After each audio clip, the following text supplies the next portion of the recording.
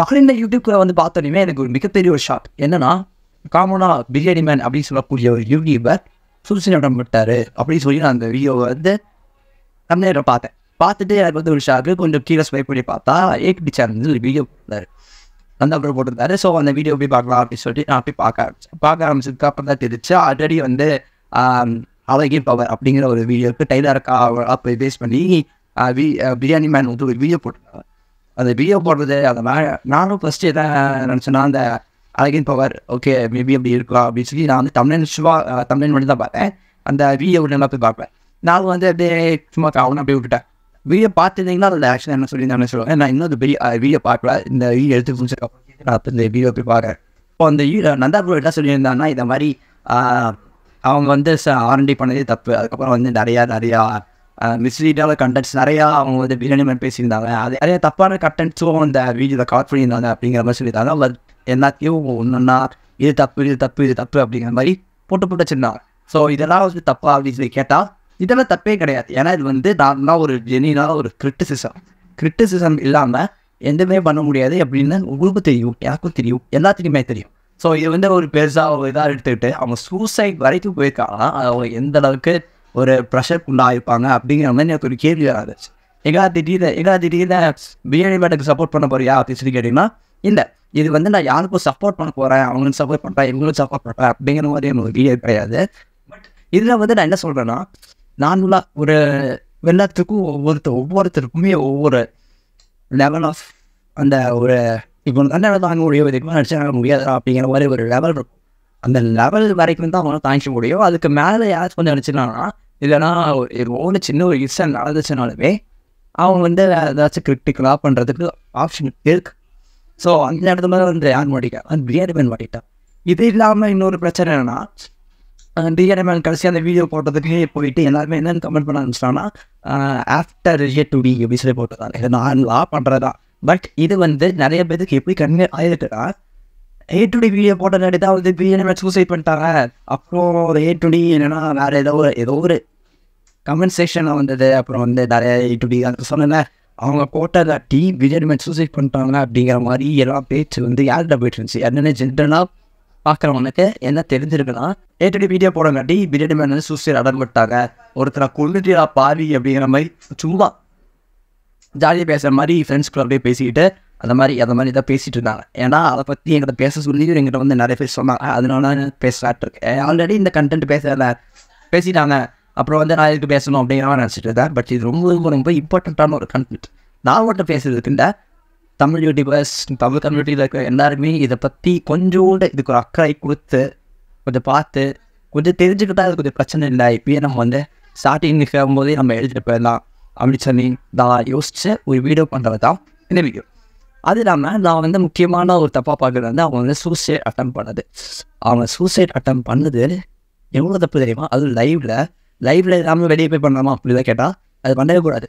ஆக்சுவலாக உங்களுக்கு ஒரு பிரச்சனை, நான் வந்து டேரெக்டாக அவர்கிட்ட சொல்கிறேன், சரி இந்த லெவலில் யார் இருந்தாலுமே சரி, அந்த ஒரு லெவலுக்கு போனீங்கன்னா உங்களுக்கு வந்து மைண்டு என்ன எப்படி இருக்குன்னா, இந்த மாதிரி ஒரே பிளாக்காக இருக்கும். எங்களா எல்லா 360 டிகிரிலேருந்து நம்ம நடிக்கிறாங்களா, எந்தடா இதுக்கப்புறம் உங்களுக்கு வாழ்க்கையே கிடையாதுன்னு சொன்னால் நீங்களே கொஞ்சம் யோசிச்சு பாருங்கள்.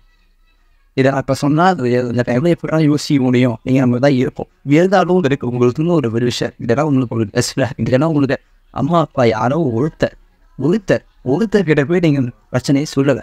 அவங்க வந்து உங்ககிட்ட வந்து சும்மா ஏற்றி விடாத மாதிரி இருக்கும். அவங்க வந்து அப்படிலாம் நம்ம அப்படி பண்ணுறான் அப்படிங்கிற மாதிரி இல்லாமல் நீங்கள் தப்பு பண்ணீங்கன்னு உங்கள்கிட்ட சொல்லணும்.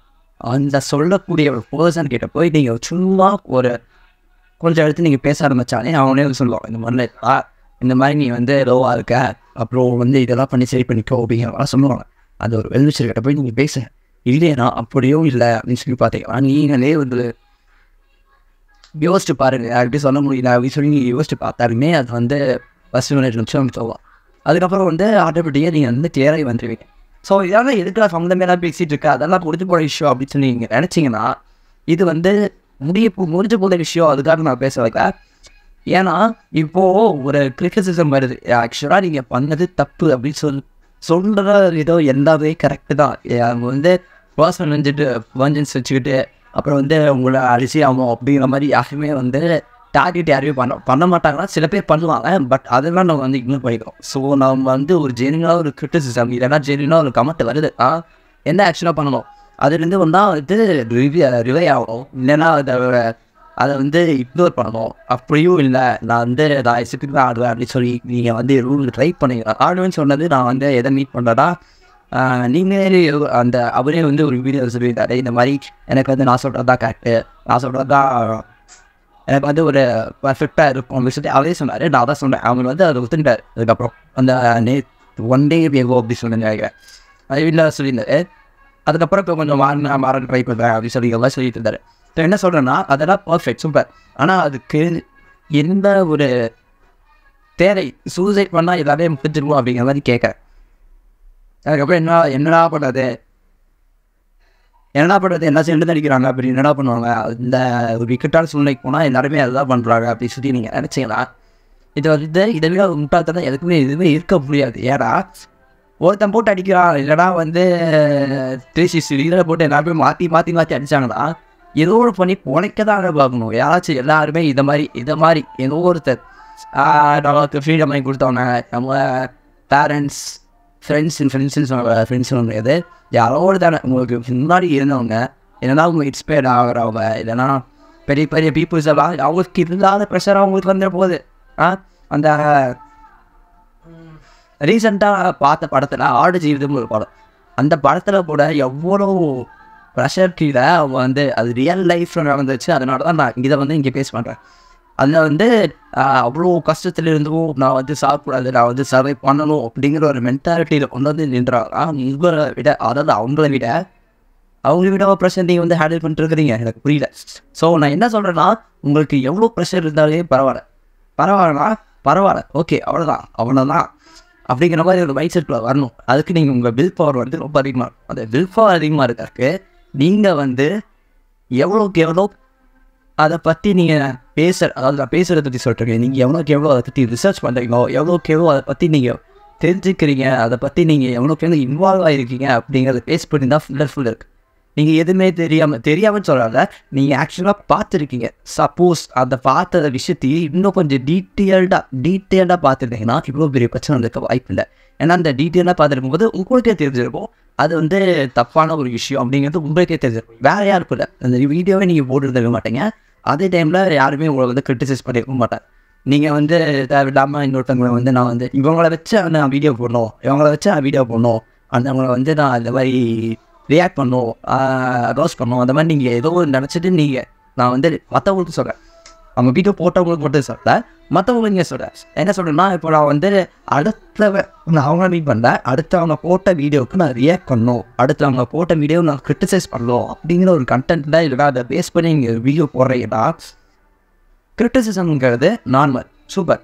எல்லாத்துலேயும் கிரிட்டிசிசம் இருக்கணும், கண்டிப்பாக இருக்கணும். இப்போ நானே தப்பு பண்ணாலும் நான் தப்பு பண்ணுவேன், கண்டிப்பாக தப்பு பண்ணுவேன். அந்த அக்கா வந்து நீங்கள் வியூவர்ஸ் இல்லைனா இல்லை ஃப்ரெண்ட்ஸ் யார் இருந்தாலுமே அந்த அக்கா வந்து நீ பட தப்புடா அப்படின்னு ஒருத்தர் சொன்னால் மட்டும்தான் நான் வந்து இது வெளியே வர முடியும். சப்போஸ் இதில் நான் சொல்கிறது தான் கரெக்டு, நான் மட்டும்தான் கரெக்டாக பேசினேன் அப்படின்னு சொல்லி நான் பேசிகிட்டு இருந்தேன்னா, ஒரு நாள் வியூவர்ஸ்க்கு வந்து எல்லாமே தெரியும்.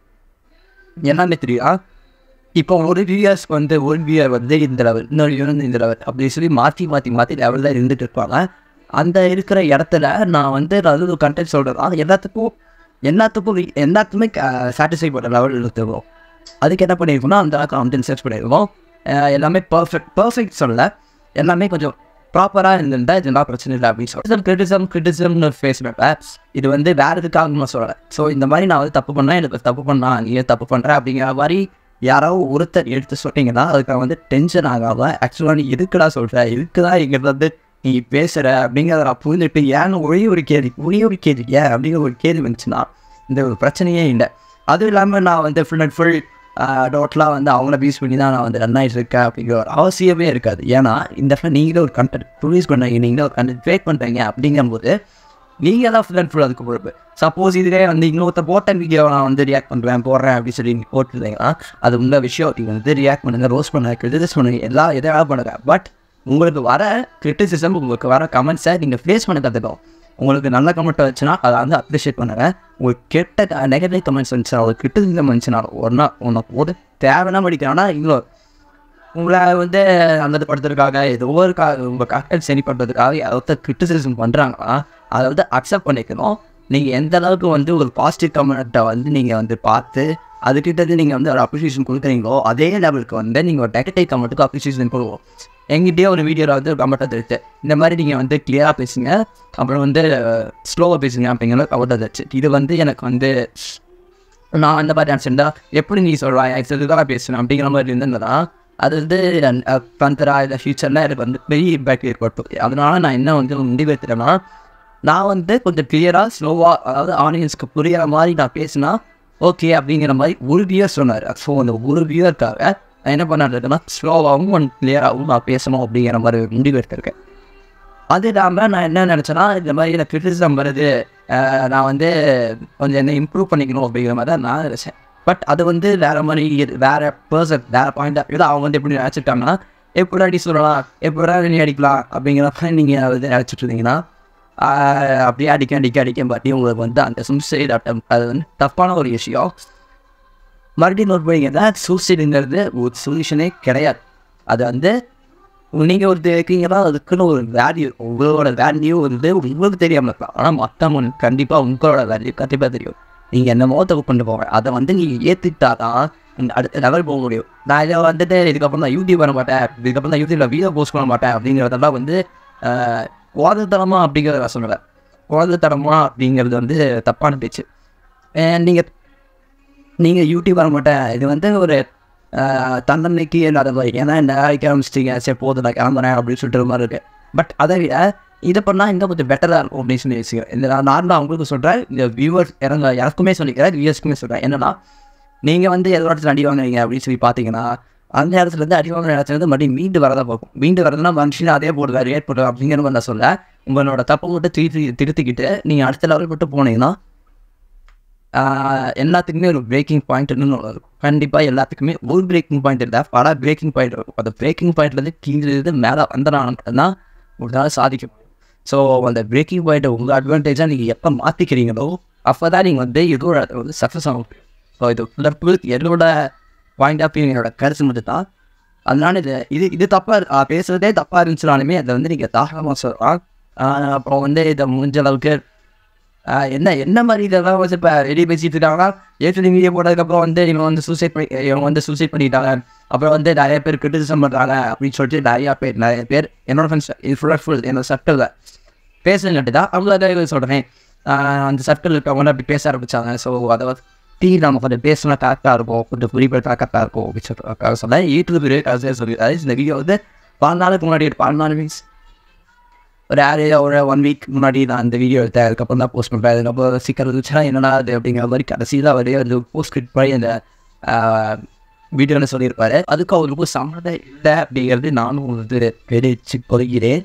அதுக்கப்புறம் என்ன சொல்கிறேன்னா இது மாதிரி எதுவும் இருந்துச்சுன்னா ஃபேஸ் பண்ண கற்றுக்காத. எப்போ நீங்கள் அது ஃபேஸ் பண்ணுறீங்களோ அப்போ இருந்தால் நீங்கள் வந்து உங்களோட ஒரு இம்ப்ரூவ்மெண்ட் ஆரம்பிக்கும். ஓகேவா? இதை வந்து நான் பேஸ் பண்ணி என்னடா நீங்கள் பேசுகிற அது பேசுகிற நீங்கள் கன்னடத்துக்கு பேசுகிற இதுக்கு உங்களை கண்டென்ட் மாட்டிடுச்சு அப்படி பேசணும் அப்படின்னு ஆச்சுங்கன்னா நான் அதுக்காக பேசுகிறேன். ஆக்சுவலாக வேறு கண்டென்ட்டை நான் யோசிச்சு வச்சுருந்தேன். என்னென்னா யாராவது இருந்தார் அப்படிங்கிற ஒரு கண்டென்ட் எழுதி கூட வச்சுருந்தார். ஓகே அந்த நோட்டில் எழுதி கூட வச்சுட்டு இருக்கேன், ஸ்கிரிப்ட் எழுதிட்டு இருக்கேன். அதில் நான் எழுதி வச்சுட்டு இருந்தேன். அதெல்லாம் நான் பேசுகிறேன் முடிவில் இருந்தேன். கடைசியில் அதாவது நேற்று நைட்டு எழுத ஆரம்பித்தேன்.